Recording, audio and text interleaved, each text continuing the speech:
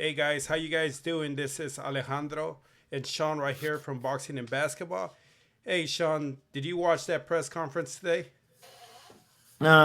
I just got home not too long ago, and I got a piece of some glimpses of it. I saw when they were face to face, and they were talking smack to each other. But yeah, I expected it to be like that.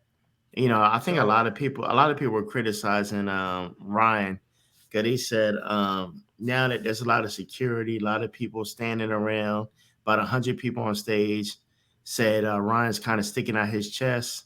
But when they're at the club and other places, he didn't keep that same energy.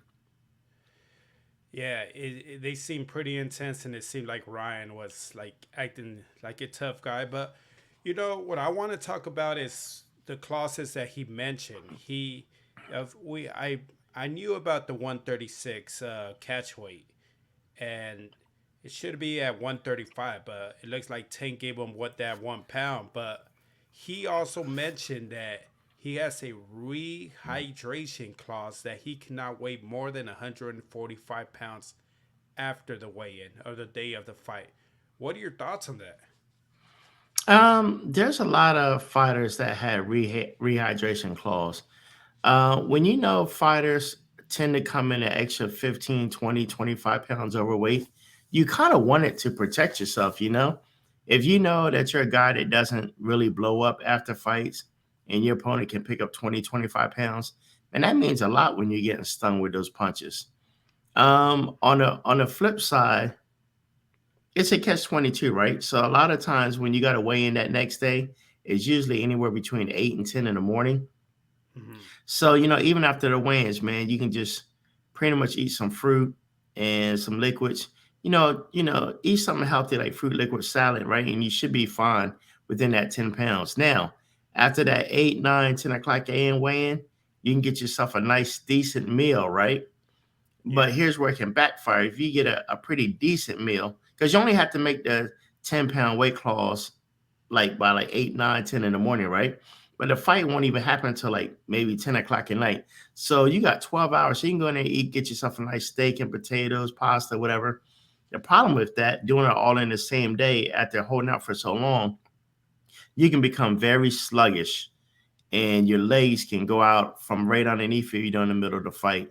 So it's a catch 22 fight. The rehydration clause never favors the person that has to stay within the weight range. And the only way it favors them if they can knock the person out early in the first 6 rounds. After that, you're going to have problems. Yeah, I personally don't like it. I think they should have just done the catch weight at 136 and just let it be the next day. And it seems like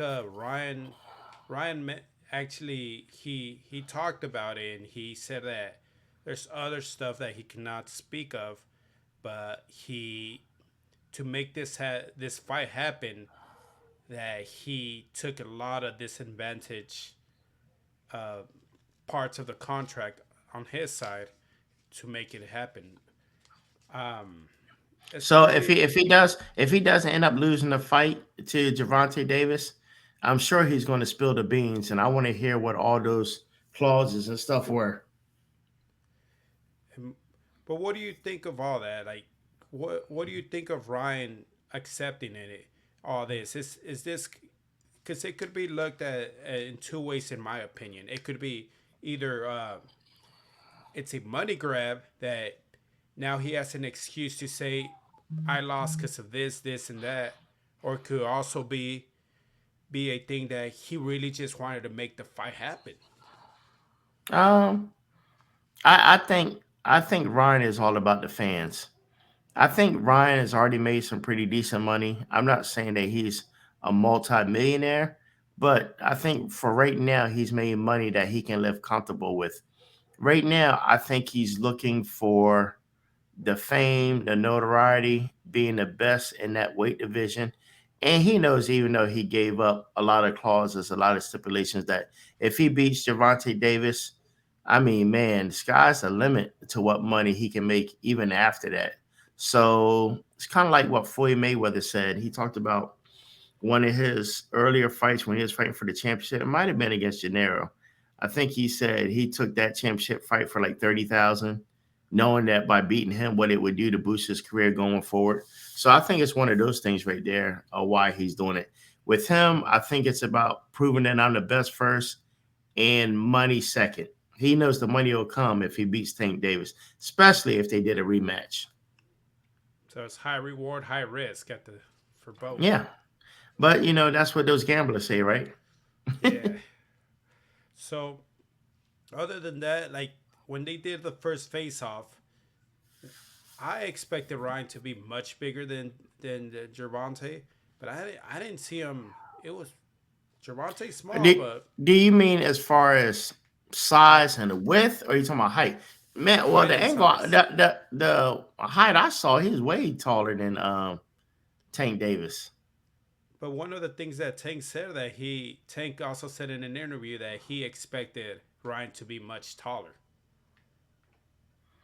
Why would he say that when he saw him in a club up close and he grabbed the chain from around his neck? That doesn't even make sense. I know that's what he said. And size wise, how did you see him? Like I know height and the Mm, size. well, well, maybe I missed the one. The one I saw, he was wearing his jacket. Did he Hmm. have one where he took off his shirt? No, he kept his jacket. Oh, so yeah, I can't really tell. I can't really tell what size is because they had on their clothes. I won't really know until they take off their shirts and stuff and they stood next to each other to see how their physical stature is. But Ryan's taller, but looking at previous fights, he is the skinnier, the more stout, thicker person is Gervonta. Hmm.